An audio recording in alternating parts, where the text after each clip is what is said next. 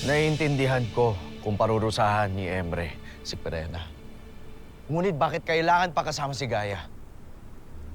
Hindi pa buo ang kanyang muwang.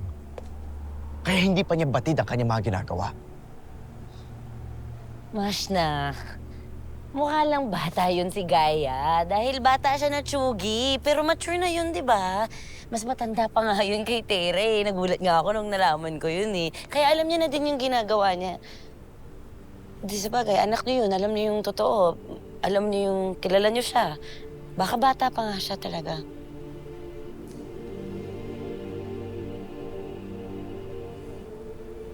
Akil, kalmahin mo ang iyong loob. Magtiwala ka na hindi talaga pababayaan ni Perena ang iyong anak. Bakit, Azulan?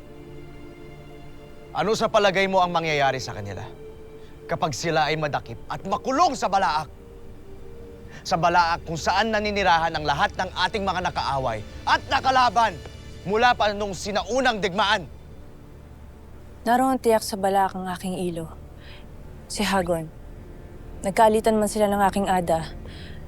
Pero tiyak ako na magiging ama pa rin siya sa kanya. Pangangalagaan niya sila Gaia. Walang puso!